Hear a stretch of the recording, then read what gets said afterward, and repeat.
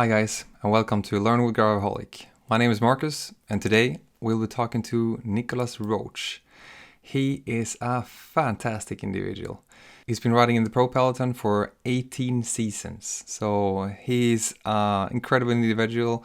He has been in 24 Grand Tours. He's won 2 Grand Tour stages in La Vuelta. He's had the red jersey on his shoulders in the Vuelta as well, the leader jersey. Really impressive career. His career has now come to an end since 2 seasons, and he's now, what is he? That's what we're going to figure out. That he has energy, that he has passion, that he's highly motivated, there's no doubt. And here are some of the things that we'll be talking about today. The hardest question for me is, what do you do now? I'm like, how long do you have? When you have to go through the bad weather and you're cold and you're shaking and the pain of doing those really big intervals, it's more difficult. I used to love pain. I like it less. You go as far as you go, and if it's just going one step up, well, at least you went one step up. It doesn't mean you dream about 10. It's okay to not reach 10. But if you went one up, well, you're one up on 0. Okay, I hope you found that interesting, because here is the full interview with Nicholas. Hi Nico, how are you doing today? Hi, how are you? First of all, I want to apologize for my very casual look, but I'm in a hotel in Altea. Reception was terrible, so I had to go outside and I had to find one of those towels or, when you go for a drink holder to be able to have the phone. So I'm not usually all this comfortable when I do these podcasts, but sorry about that. I think it's a beautiful setting. And you said that you're in Spain Yeah, right look, now. I've got palm trees behind and everything. Oh, you're excused then. You're excused. And I want to get to that point right now. You're there to spend time with Trinity Racing, right? But I was thinking about that, like, how big is your business cards nowadays? Is it like how many pages does it have? Like, you must have so many Oh, titles by now. It's can we yeah. just walk through them real quick? Like, your gravel team manager, your gravel privateer, your ambassador, your product development guru, your Yeah. yeah, director So sportif. the yeah, you're totally right, Marcus. The hardest question for me is, what do you do now? I'm like, how long do you have? Because as you mentioned, I help out with Trinity, but helping out from Trinity, from management to driving the cars around to literally just helping out the team from anything. If they're stuck and I need to go and pick up a car in England to drive it to Belgium because I have a race there, I'll do that. To being sports director, to sorting out the riders as well, to looking after the training of some of the riders who they've down in south of France. Um, to again gravel. So yes, I have my own little team. I ride and I help out my brother Julian and Minka, who are the 3 other riders from the team. I work with brands as an ambassador and also as a product developer in some cases. And I'm a TV presentator, which is from presentating, but also from commentating. And I do motivational talks. I work with companies and do corporate days. Um, Literally, I think this is what I also enjoy, is that every week I'm doing something different. Then it comes back together and I'm Yeah. every single day on the bicycle. But I love the cycling industry as a whole, from the very beginning to the product, to the physical part, to the mental part. And also, I'm so passionate about the cycling industry that I love sharing my experience and talk to people who are as excited about me or want to know more about cycling. Yeah, it's fantastic. I was wondering, like, I mean, CEOs, they have assistants and stuff like that that manages their calendar and they do all this stuff. And I was thinking, how do Nico do it? Like, he has so many things on his Oh, plate. How do you choose what to do and when? Like, is there a priority list? Like, do you do the gravel races first, or do you do the commentator stuff first, or like how do you get it? yeah, it's a very good question. Again, it's not an easy one because I wish I could train more and then be even better at gravel and like be more competitive. But on the other hand, I'm like, I want to be a competitive graveler, but my sporting career is behind me. This is bonus. This is fun. This is enjoyment. And I would go deep and through a lot of pain, but it still needs to be fun and in my own terms. Um, in many other sports, when especially if you look in motorsports, it's very different because maybe it's not as physical, right? But in motorsports, when a pilot retires, well, some of them they go into endurance racing, rally driving, or whatever they want to do. In pro cycling, until a couple of years ago, it was still very when you stop, you stop, and you become a sports director or you disappear from the cycling world. Lucky enough, today in 2024, and already for a couple of years, there's loads of opportunities. And I have to say, I was done with road racing. I was tired of it. I was tired of the system. I've done 18 years. It was time for me to leave my place. But I still wanted to ride my bike. I still like the adrenaline of racing and not racing for the win, the adrenaline of going as hard as I can. So I don't have a big ego. The guys that beat me, amateurs beat me, it's fine. I'm racing against myself. I'm Yeah. battling myself. So unfortunately, gravel today is not my priority, but it has a big part of my life Yeah. because unfortunately, this also has a deadline because maybe 2 years, 3 years. But there's a moment where for me, it's also getting more and more difficult for training in difficult conditions. Mm. When it's beautiful and sunny and everything, everybody enjoys going riding the bikes. Yeah.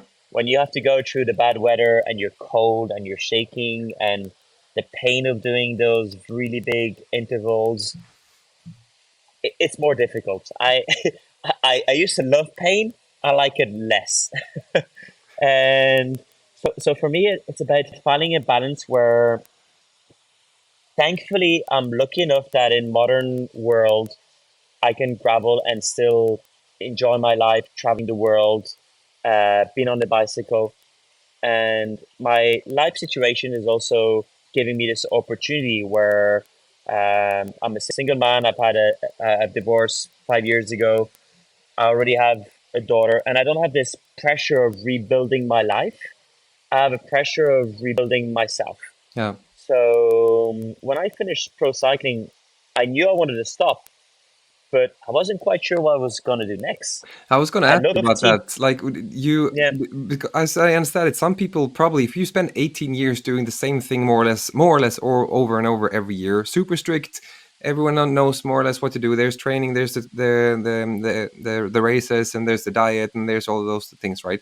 And then you step over the cliff, and then there's like, what's there? Were you at yeah, all afraid of that, or did you mentioned earlier that you maybe were even calm about it? yeah. I was quite scared to be honest. Although I had already a few contracts signed with TV, and I had straight away one or two brands who approached me to be an ambassador. So I knew I was going to have an income. It was about where do I identify myself? Yeah. Do I want to be a sports director? Do I want to be an athlete manager? Um, do I want to just step out of cycling and create my own business totally away from cycling into, I don't know, some guys, they open a restaurant, they have a coffee shop or a bike shop or whatever. And, and, and and I was struggling with that because also, should I move? Where should I go and live? Hmm.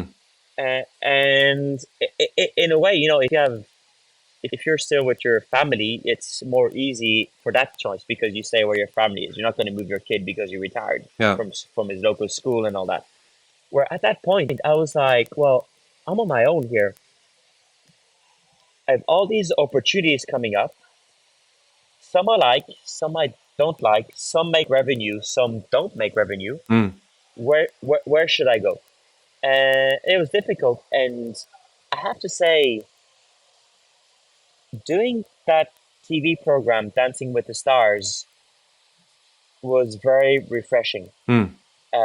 When they contacted me, the first question I asked, because I had planned and talked with Andrew, because I did not want to go into World Tour as a sports director because I didn't have the qualification for it. Mm. Although I could have come as an assistant, I was like, okay, I I'm gonna work Trinity, and it was an amazing experience. I'll come back to that in a second. But the minute I retired, I get this call saying, will you work will you try Dancing with the Stars? And I was like, okay. But my first question was, please give me the dates. Because I was so afraid it was going to be crossing over with the cycling season and missing out on TV work Yeah. or sports director work. So that And was when the they only told me, it was like, worry. There was nothing else. There was like, yes, but just give me the dates. yeah, so Wow. give me the dates. So when they said it's January till March, I was like, oh, that's fine. I'm good. Get me in. There's almost no cycling races in January, so let's go. And to be honest, I'm not a great dancer, right? So I was like, if I get a month in, is better than nothing. But you And can't be eventually, I got 12 weeks, so it was exactly. incredible. I haven't seen it. And I was going to search for it, but I didn't have time to do it. So I need to look it up afterwards. But you can't have been that bad if you made it in 12 weeks, huh? yeah, man, I worked so hard. Yeah. I had so much pain and aches in my body because, when you're on a bicycle for so long in your life, you're in the same position, you don't move. You don't know your left from your right. You have zero coordination because everything is just so automatic. Yeah. You're just like a robot on a bicycle. And yes, I feel the road, I feel my body, I understand everything. But when my partner was telling me, oh, it's right leg to the right, do this step with the right leg and do this thing with your left arm. And I was like, huh, can you repeat that? And coordination was terrible. So I had one advantage is I wasn't a good dancer, but I could work out 7 or 8 hours a day nonstop just dancing. And my partner would just put me in front of the mirror and sit down and have a breather and say, do it again and again and again and again. So being fit did not mean I was a better dancer. It just mean I could try more and fail more until eventually I got it right. But for me, it was really important because more than the dance, so it was symbolically, it was the first time in 22 years that I had spent so much time back home in Ireland. I left Ireland when I was 15 with my parents to go back to France. I did my last years of school in France. I did my first races, well, the first kind of part of my bigger career in France. And for me to go back to Ireland for 4 months, I didn't rent an apartment. I went back and lived with my grandparents. And for me, just to go back to my family, my roots, my Yeah. origins, to be back connecting with Ireland Wow. was really important. Yeah. Then I was ready. It was like, that it gave me a lot of confidence, and my family really helped me out in Ireland. My uncle and cousins who were very close to me, and who have followed me all my career, they were really supportive of what I was going to do next. Yeah. And although I felt very secure and I was pretending to be secure, and like I said, inside me, I was very worried about what was I going to do. Although I already had opportunities, they're like, "Don't worry, Nico, it's going to come to you. Be patient, be patient, be patient." I was not someone who was very patient, so it was hard to understand it. And you know what? My When I left Ireland, my poor granddad passed away 3 months, well, 3 weeks later. Sorry, 3 weeks later. And for me, it was like it was great for me to be able to live with my grandparents Mm. the last 4 months of my granddad's life, Wow. and emotionally it was super intense, and it was great because when you travel the world for 20 odd years, with the under 23s and junior levels, Mm. you don't see your family that often, and I went back to Ireland maybe 3-4 times a year over my career. So for me to be spending that much time with my family in those important moments was incredible. Wow. Wow. I'm sorry to hear that. I mean, happy to that you got to spend that time. That must have Mm. been really valuable. But on a different note, this is gonna sound weird. Then, when you traveled back those few times, were those the times that when you actually won the national championships as well, or Well, on a few occasions, yes. Yes. So do you one of have my dual trips do was, you have dual citizenships? no, I'm 100% Irish. Oh, you are okay, but Yeah. your Yeah. mom is French, no? Or My did I? mom is French, Yeah. so it's I could have dual if I wanted to, Oh, okay.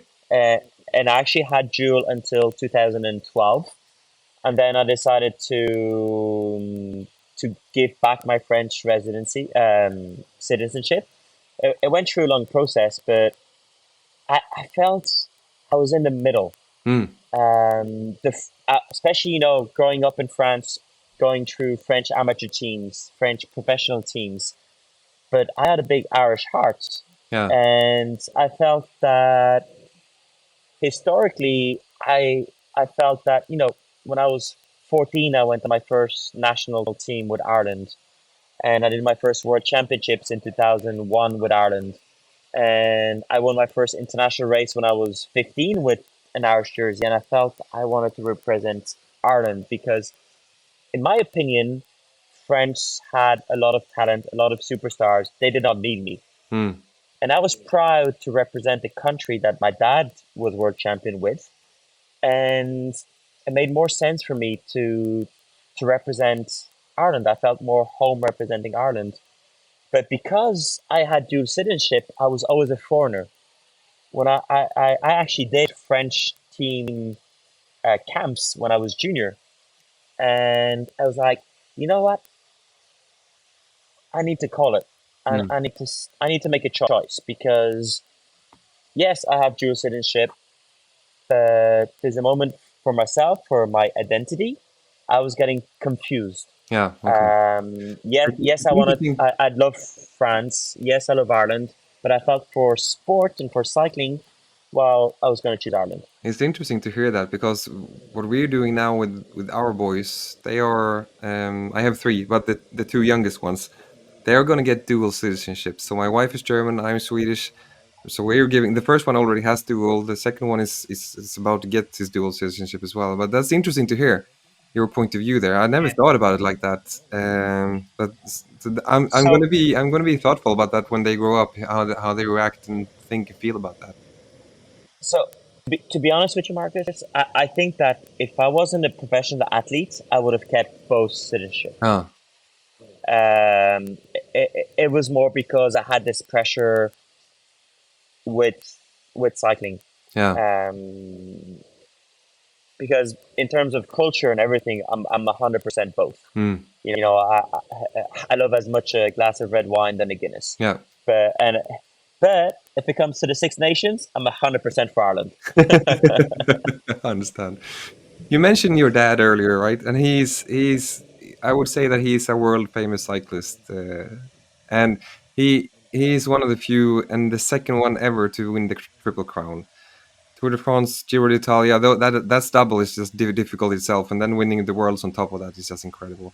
I mean, my dad in comparison is like a nobody, and so I'm kind of curious how have you felt about that? Has that been a burden, or was that an inspiration for you, like having a dad that was so successful and then you getting also into cycling the way that you did?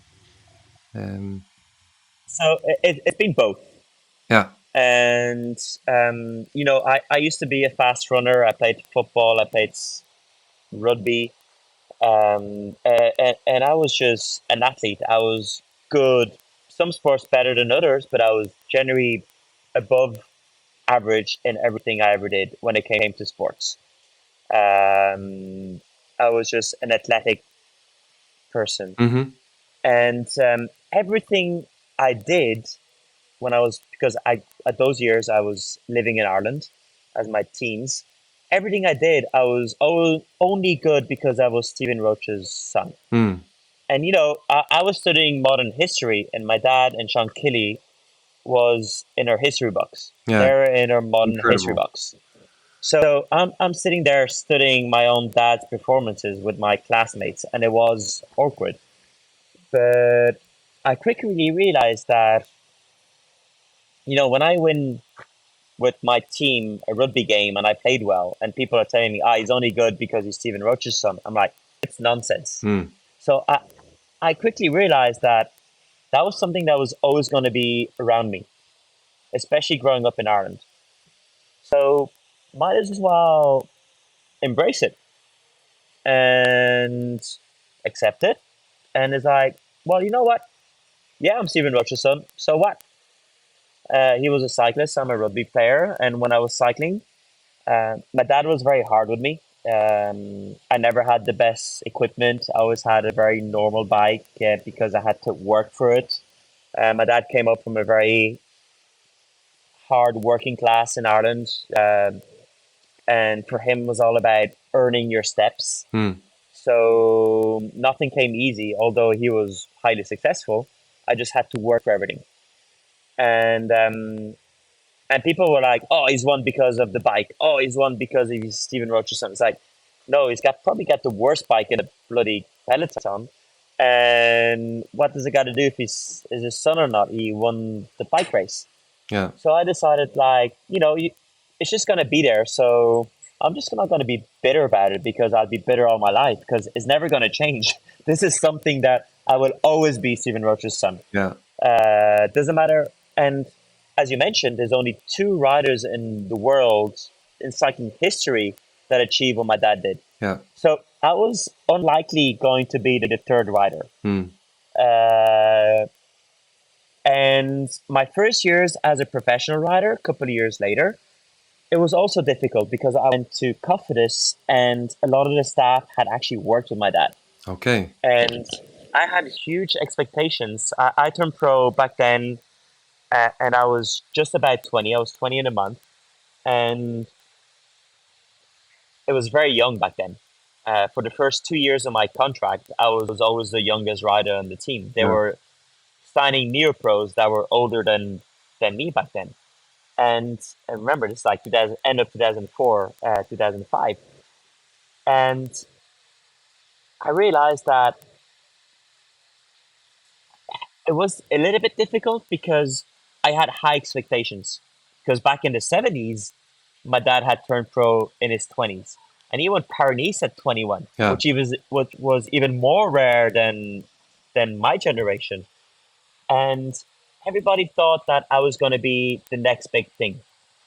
And the truth is, the first 2 years, I felt I was disappointing. I was a very good young neo pro, but I wasn't winning the races. I wasn't winning Paris at 21, and I never won Paris, and I'm almost 40 now. So, but people expected me to be as good as my dad. Yeah. And that's the first time, more than when I was at school and people were like, oh yeah, he's only good because that was the first time where for me it was a bit hard because I realized that in people's mind I was going to disappoint because I could never reach my dad's level of how good he was when he was young. Lucky enough, after a couple of years, my second year pro I won, my third year pro I won, and then my fourth year pro I won, and I it was just my first year that was kind of difficult. But if I wasn't Stephen Roche's son, I would have been just a very good level young rider. Yeah. But because I was Stephen Roche's son, I was a average talent, and that was difficult. Lucky enough, after time, people, well, one time made that they kind of forget about me, and not every year they were going to ask me the same questions. And they realized that I was also different than my dad. Yeah. I was a faster sprinter. I could do okay in the classics, and I had other qualities. And people realized that okay, I was never going to be as good as my dad, but didn't mean I was a bad rider. Yeah. And then I had a lot of support. But the first 2 years of my career were quite difficult. And then after that, third, fourth year, and I started doing results in the Volta and stuff like that. Then the media, but also the people, started to realize that, well, who cares if he's not as good as his dad? He's still okay enough cyclist. I think what you're speaking about to some extent speaks to that you are brave. You're brave to take that step, to follow your dad's steps into cycling. you knew that you were going to be compared to him. It's really brave to do that. So yeah, kudos to you, Nico, for doing that. Thanks. I mean, you've had a long career. You faced those challenges yourself when you were a young rider. Now you're with young riders in Trinity, and Trinity obviously has come up with some superstars the last couple of years: Tom Pidcock, Ben Healy, etc. What is there now that you talk to these guys about? How what can you sort of teach them? How can you sort of help them? What are the things that you help them with? So what I really like with Trinity is when I'm on the bike, like even now. So I was supposed to leave on Wednesday, and today I decided that I was going to stay another 5 days till the end of the camp with them. I so one Trinity, I feel at home. So Andrew McQuaid, the owner of Trinity, is the owner and the father of Trinity, and I'm like the uncle. When when Nice. when when Andrew started Trinity Sport Management in 2009. I was his first client with Philip Dagenham, the other Irish rider. And I grew up with Andrew since we're kids because of our dads were friends together. And with Pat McQuaid, obviously, then being the UCI president. But back then, my dad and his dad were friends. When we were 11 and or 12, when we started cycling together, we'd go on these adventure cycles around the Wicklow Mountains in Dublin. So I know Andrew for a long time. And when Andrew told he was a very good lawyer, and he said, "I'm going to study sports management and I'll be a cycling manager." I said, "Well, count on me. Whenever that happens, I'll be your first client." And I hold my word. So 2009, Andrew gets his management degree, and he's a qualified lawyer. I hook up with him.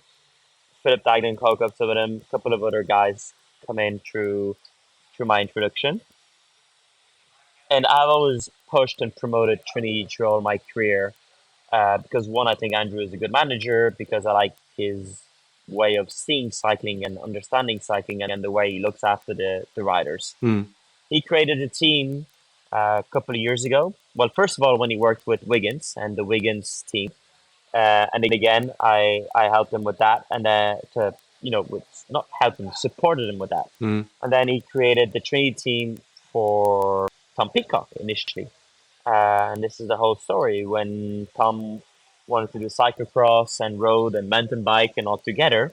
Andrew was like, "Okay, well, we need to do something around you," and from a background, I've always loved his project of Trinity. I thought, it wasn't a Devo team like being part of a Worker team and whatever. I felt there was something.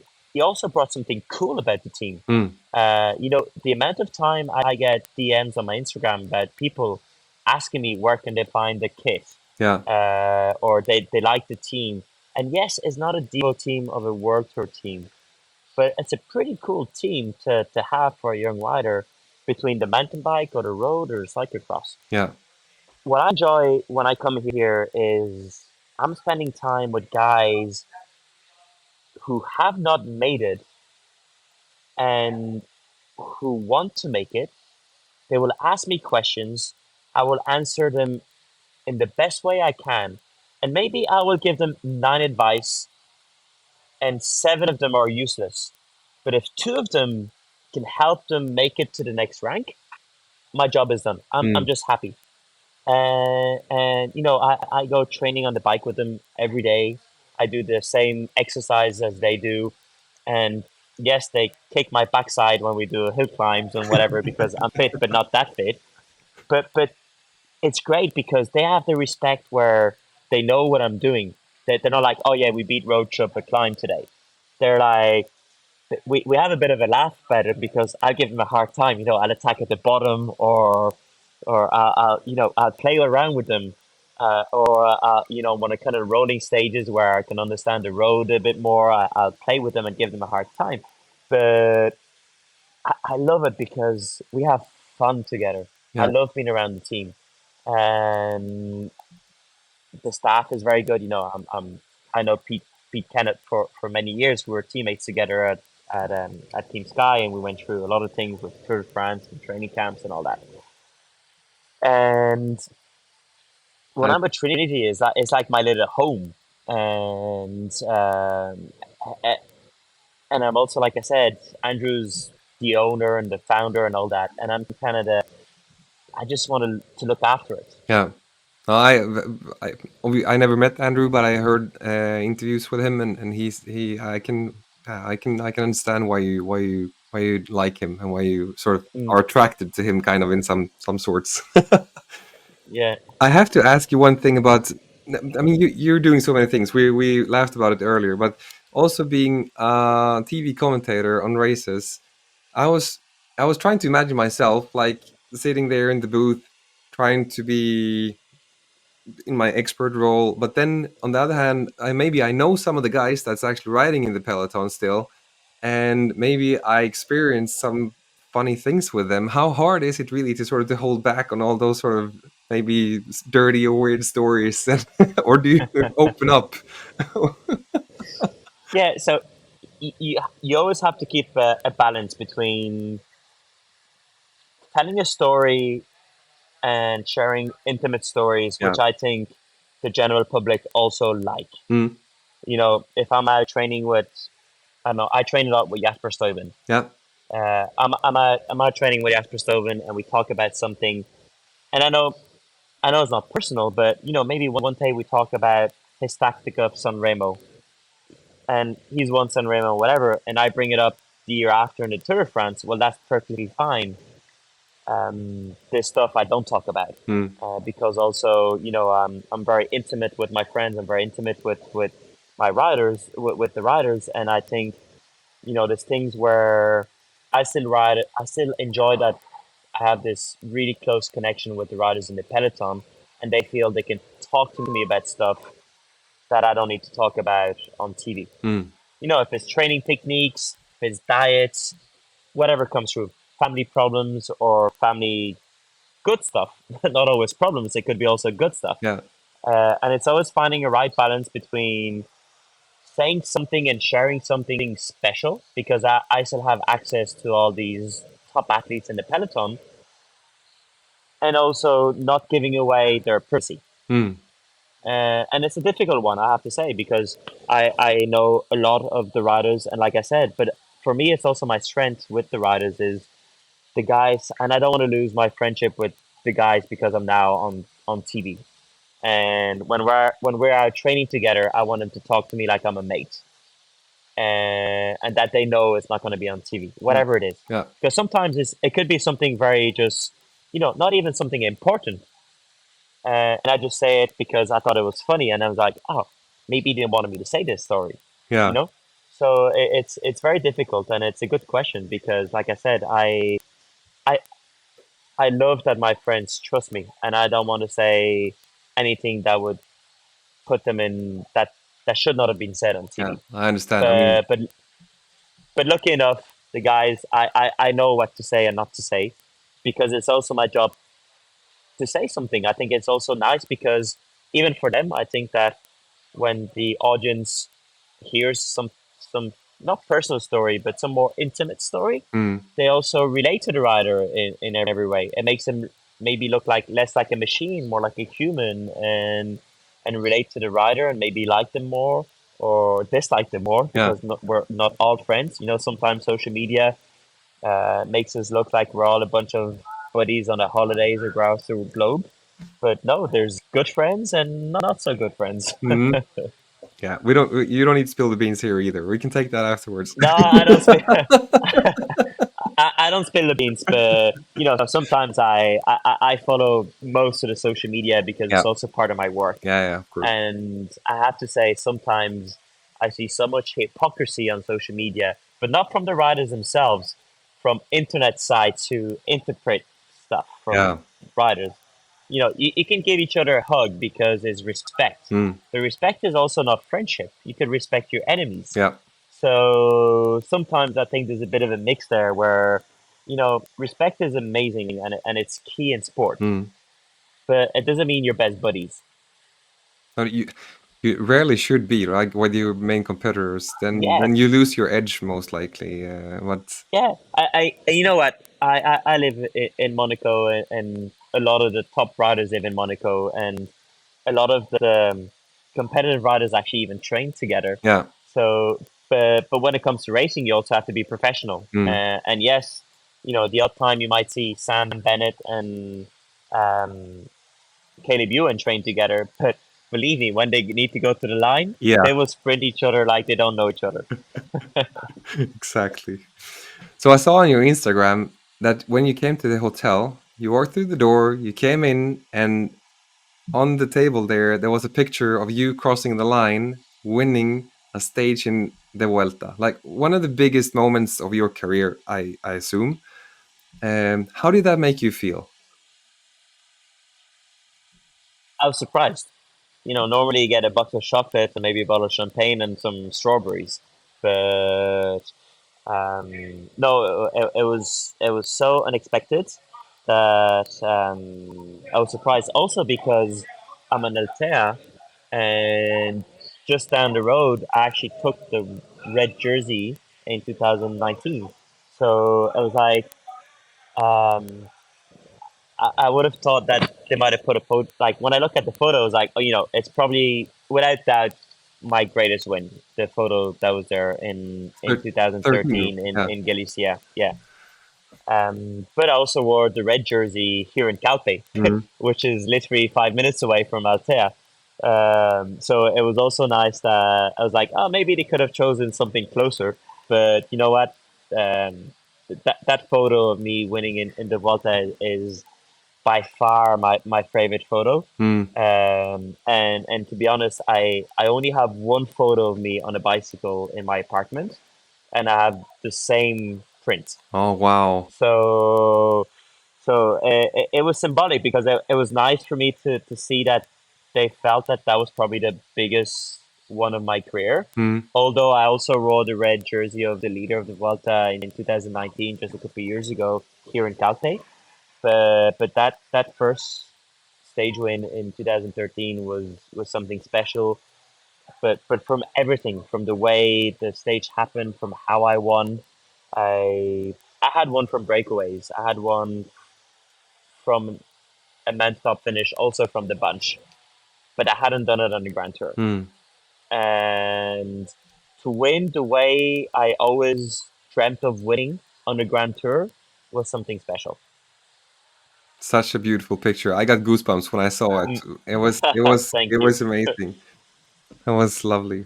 You mentioned as well earlier, or maybe I mentioned it as well, like with the whole product development side of things, and how I think it was Ecoy that you also put on social media the other day or a week ago or so that you were doing some stuff with. But how do you fit that into your schedule, and what is it that you do? Like, do you provide feedback? Do you help? What do you where in the Yeah. process sort of do you add your little stardust? So, for example, with Ecoy that you mentioned, that are trying to develop a high-end shoe. Hmm? So our project started a year and a half ago, and I was riding physique shoes last year, But it's and Ecoy that Ecoy came were now fine with that. with a new pedal as well, right? No, Yeah, Ecoy came out with a new pedal, the one that was banned because they didn't. fully integrated Yeah, pedal. Yeah, so it didn't get banned. They needed to the, get approval. the approval for the prototype, right? Yeah. Yeah, so that's good now. Hmm. So they launched a product before getting the stamp by the UCI, because all products must be UCI approved, Hmm. basically. So you've been part of that process. So I've been part of the process, not really on developing the pedal, because the pedal was developed before me. Hmm. My work was to develop the shoe for the pedal. So the leather, the stiffness of the sole, give feedback on the boa strings and all that. And indeed, once like the pedal was developed for me again, was to work on the shoe, but also give feedback on the combination. Ah, Do I like yeah. it? Do I feel that it makes sense? Because of course, if you go on the internet sites, they claim it's a 7 watt. Personally, when I train, I do not understand 7 watts. You feel 20 watts, you feel 30 watts. Yeah. 7 watts, if I close my eyes, I don't know what 7 watt is. Mm. It could be a pedal stroke. My right leg is stronger than my left leg. It could be a 7 or 8 watt just on my leg power. Hmm. So that I will leave to data analyst. My feeling is my feedback, sorry, is on the feeling. How does a pedal stroke feel? Mm. Is it smoother? Do I feel that is because of the bigger platform? Do I feel more pressure when I pedal? Do I feel efficiency? Um, is there a difference between other brands, the plus, the cons? If I was non-contracted, what should I choose? Yeah. And so for me, it's very difficult to develop the pedal because I'm also contracted with time Yeah. pedals. Mm-hmm. So this is why my job is really to work on the shoe Got more you. than the pedal itself. Got you. Got you. And the pedal was actually developed before I had signed with Ecoy. Yeah, yeah, yeah. But for me, it's important to develop the shoe that works with this special pedal. Very cool. Because it's a weird feeling, you know. The first time when you clip in, it's a weird feeling, and you have to get used to it. And obviously, being an integrated pedal, the sole needs a lot of work. So it's all giving this feedback about the sole and how it fits, which is very important. I mean, it makes sense for me. If you want sort of a very cohesive, very infused system, it should be more integrated, just like this system. But I mean, obviously, the problem is if you have multiple bikes and or you need to have same shoes for everything, or yeah, I guess that's a Mm. problem that some people face. I only have two, so I don't have that problem. But I need to ask you another thing. Now I'm switching gears here because you have so many things as we spoke about. But when I interview people for work, when I want to hire someone to my team, I sometimes ask them a question along the line, like, imagine yourself that you had your own company, you founded it, and you're now sort of you have enough money and you get going, you have a good business idea, whatever, and you're now sort of to define your culture, the core values for your company. um, and then I asked them, so what would those be, kind of? And then they answer Yeah, whatever they want to answer, and then I get a feel of sort of, okay, you might be a good fit for us because you speak about these things and these things, right? So now you yeah, have been in, I don't know how many different pro teams. I didn't count them, but it's quite a few different. So you have yeah. experienced many different Eight. cultures within teams, Mm. um, and now you founded your own team. So Yeah. what are your core values now for your team, and what have you sort of brought with you from your old? I mean, those are bigger the pro cycling teams, right? Than your gravel team now with 3 members plus yourself, right? But nonetheless, is there such a feeling about Yeah. sort of what culture do you want there? What core values would you choose? There's there's a couple of things. So one thing um, that for me was my strength was never giving up. And you know, I was brought up that way as a kid. And I remember my dad, when I did my first world championships, he told me, whatever happens, finish. I don't care if you're last, if you're 50th, it's the honor of the jersey, you finish. So never giving up is also very linked to respect. Um, it's not about only about performance. I think for me, especially if you say the conditions is you're already a good company, it's about holding the line, not being obsessed with performance. I love performance, don't get me wrong. I love performance and I work so hard on performance and optimizing everything. But my core values is about not giving up and respect. Hmm. In my team, to give you a bit of feedback around my team, I felt that when I stopped my career, I reached out to brands. Some told me no, and some backed me straight away. And I felt that I've been lucky enough to be working with cool brands who wanted me as an ambassador. They wanted me to work with me, and I have a big, generous heart. And I think that was also one of my downfalls as a pro cyclist. I wasn't hungry enough. Maybe at some point I became where I was too nice of a guy. I wouldn't go and give that last elbow for the corner, and I'd go in second position, which meant that I couldn't win the sprint or Hmm. whatever. But I felt that, you know what? For example, my brother, he was the one that introduced me to gravel. So for me, when I gathered up a bunch of sponsors when they told me they were going to support me. I was like, well, you know what, Alexi? Sponsors are supporting me, but I'll support you. And then this year, um, well, already last year, I felt that it was great to give a chance to a woman on the bike too. Mm-hmm. So I helped out this girl called Justine. Unfortunately, she had to stop halfway through the season for a personal reason. But the idea was to give her a chance to go and ride gravel. She was the ASOS ambassador, and I helped her out. And she only got 2 races in, and then she decided that, unfortunately, like I said, she had personal reasons. But nevertheless, this year when my brother's partner, she races in a Dutch continental team, and they have the possibility to go and do some gravel racing. So I thought it'd be great to have a girl on the team. I think it's really important today. I'm a big defender of women's cycling. Mm-hmm.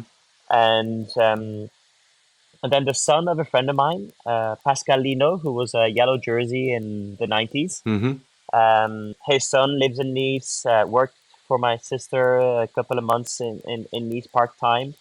And he called me this winter saying he wanted to ride gravel. He's super motivated. He's going to retire from his trying to be a pro cyclist. He was pro cyclist for 2 years in a county level. And he realized, or 3 years, and he realized that he was never going to make it more than county, and it wasn't good enough for him. So he wanted to give a chance to gravel, and we found an agreement. And for me, it's great to be able to help out and support them in some way or another.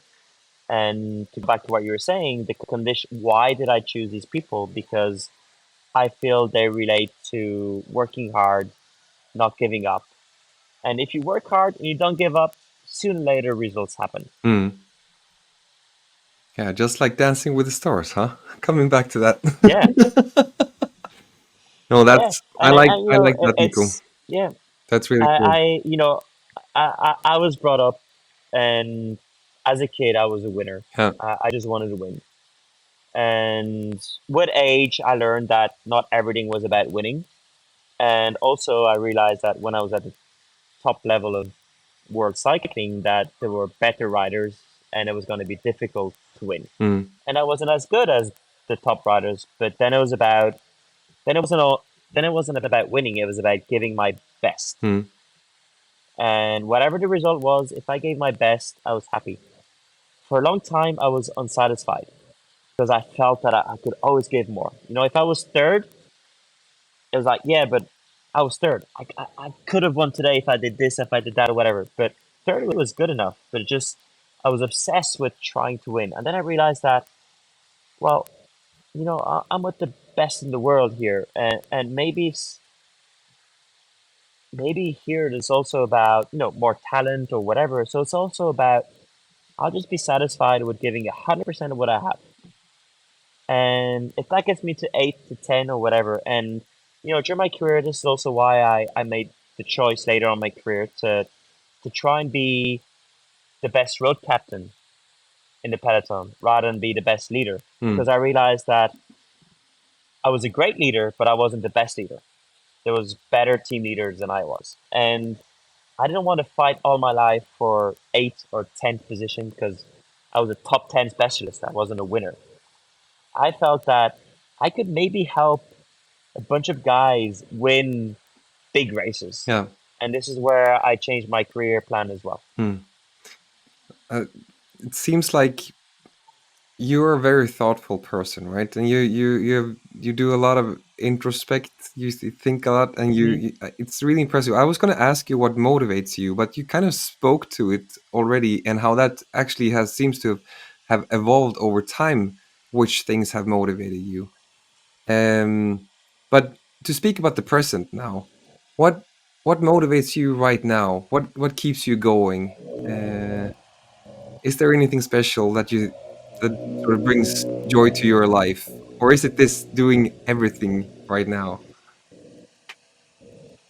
Yeah, so that's also a very good question. It's a very difficult question because I have ups and downs like everybody. Yeah. And on social media, I try to smile. I try to motivate people because I think it's very important. I think people who follow me on my Instagram is not because I was a winner. It's because I tried, because I worked hard, Mm. because I always give everything. I never give up.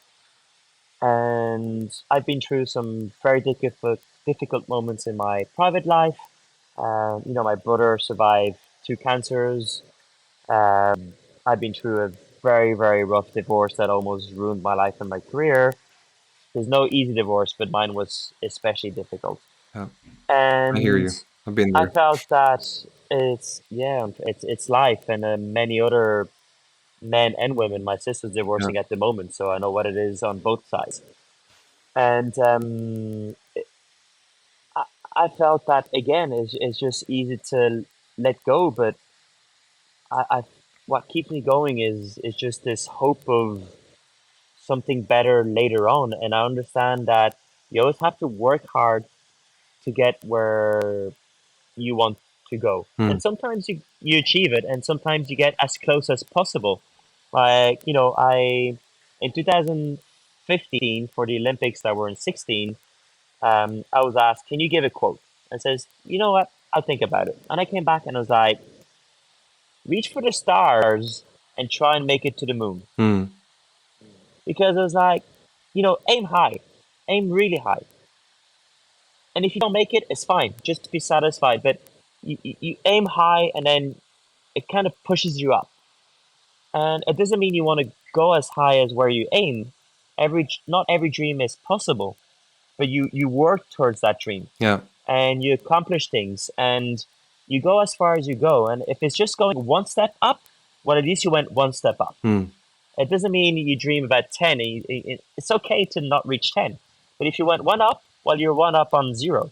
Exactly. So that's Progress. the way I saw it. It was all about small steps and progress. Yeah. And even people when they talk to me about, oh, I'm a new person in cycling, what should I do? It says, don't go crazy, step by step.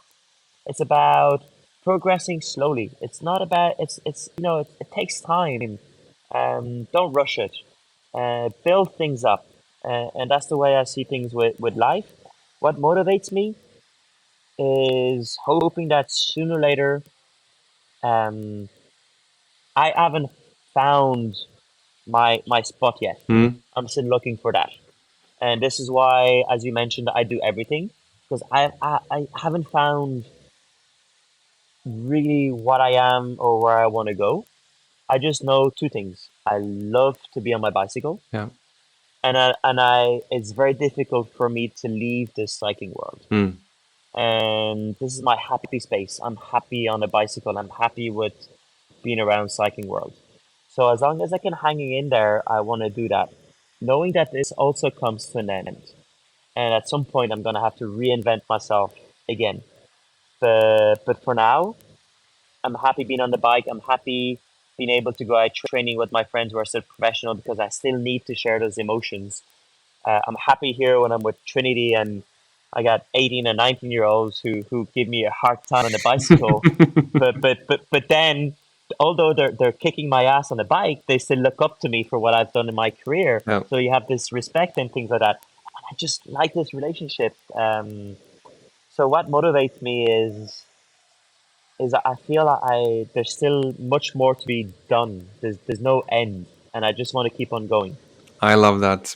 I love that. I mean, that kind of And you sorry. go a lot about that on your stories, on your reel. It's all about finding your Yeah. space and going for it, and this is why I got really into following you over your drone. Which, by the way, I still cannot get my drone to follow me.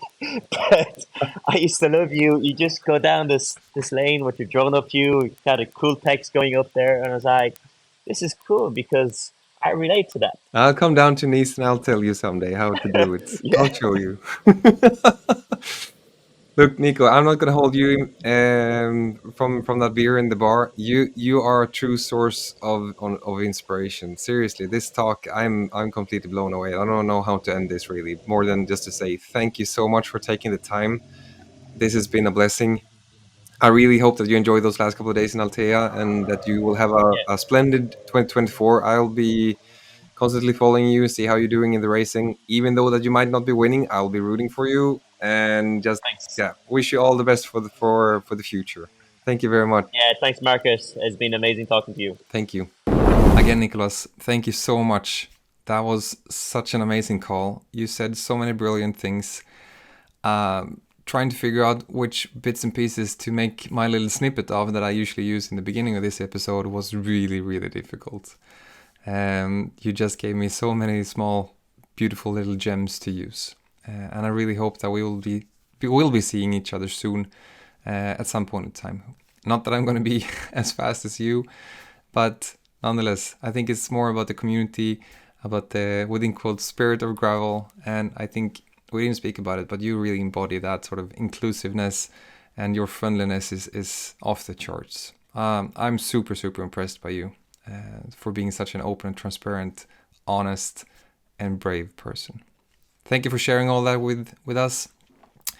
Next week is another episode coming, so be sure to watch out in all the channels: YouTube, podcast, and Spotify. That's where you can find it. And if not, you can also find me on Instagram. My name is Graveloholic. My name is Marcus, and I wish you all a great day. Take care. Bye.